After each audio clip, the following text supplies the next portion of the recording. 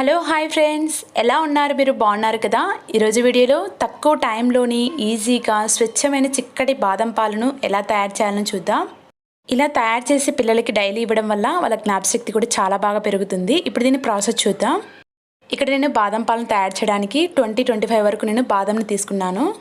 వీటిని over night నానబెట్టుకున్నామంటే దీని పైన ఉన్న తొక్క అనేది ఈజీగా వచ్చేస్తుంది.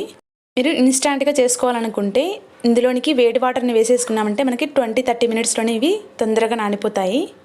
ఈ విధంగా దానిపైన ఉన్న తొక్కను మొత్తం తీసేసుకొని మిక్సీ జార్లోనికి వేసేసుకోవాలి. తర్వాత ఇందులోనికి ఒక స్మాల్ గ్లాస్ మిల్క్ను వేసేసుకొని దీన్ని ఫైన్ పేస్ట్ లాగా మనం మిక్సీ పట్టుకోవాలి. ఇందులోనికి మిల్క్ని యాడ్ చేసుకొని మనం మిక్సీ పట్టుకున్నామంటే బాదం పప్పులు అక్కడక్కడ పలుపులు లేకుండా ఈ విధంగా స్మూత్గా వచ్చేస్తుంది. తర్వాత దీనిని సపరేట్ బౌల్లోనికి తీసుకొని దీన్ని సైడ్ పెట్టేసుకొని నెక్స్ట్ ప్రాసెస్ చూద్దాం. ముందుగా గ్యాస్ మీద ప్యాన్ పెట్టుకొని అందులోనికి 1/2 లీటర్ మిల్క్ని యాడ్ చేసుకోవాలి. ఇక్కడ నేను ప్యాకెట్ పాలు యూజ్ చేస్తున్నాను. మీ దగ్గర ప్యాకెట్ పాలు లేకపోతే గేదె పాలను యూజ్ చేసుకోవచ్చు. ఇవి పొంగొచ్చేలోపు నెక్స్ట్ ప్రాసెస్ చూద్దాం. ముందుగా ఒక బౌల్ తీసుకొని అందులోనికి 1 టేబుల్ స్పూన్ కస్టర్డ్ పౌడర్ని వేసుకోవాలి. ఇందులోనికి ఒక స్మాల్ గ్లాస్ పాలను యాడ్ చేసుకొని ఉండలు లేకుండా ఈ కస్టర్డ్ పౌడర్ని మిక్స్ చేసుకోవాలి. పాలల్లో ఈ విధంగా మిక్స్ చేసుకుంటే సరిపోతుంది. దీన్ని సైడ్ పెట్టేసుకొని చూశారు కదా, మనం గ్యాస్ మీద పెట్టాం కదా పాలు అనేది ఈ విధంగా పొంగొచ్చే స్టేజ్లో మనం గ్యాస్ సిమ్లో పెట్టేసుకొని మనం లో టు మీడియంలో పెట్టేసుకుంటూ 2 మినిట్స్ అలా మిక్స్ చేసుకొని కలుపుకోవాలి. ఇలా గ్యాస్ సిమ్లో పెట్టుకొని మిక్స్ చేసుకున్న తర్వాత ఇందులోనికి మనం రెడీ చేసి పెట్టుకున్న బాదం పేస్ట్ను ఇందులోనికి వేసేసుకోవాలి. బాదం పేస్ట్ని వేసేసిన తర్వాత వెంటనే మనం మిక్స్ చేసుకోవాలి, లేకపోతే ఉండల్లా కట్టేస్తుంది. గ్యాస్ సిమ్లో పెట్టుకొని పొంగు వచ్చేంత వరకు దీనిని కంటిన్యూగా మిక్స్ చేస్తూ ఉండాలి. ఇలా పొంగు వచ్చేంత వరకు మనం కంటిన్యూగా మిక్స్ చేసామంటే బాదం పప్పులో ఉన్న పచ్చివాసన పోయి మంచి టేస్ట్ అనేది వస్తుంది. ఈ విధంగా మిక్స్ చేసుకున్న తర్వాత ఇందులోనికి టేస్ట్కి తగ్గట్లు షుగర్ని యాడ్ చేసుకోవాలి.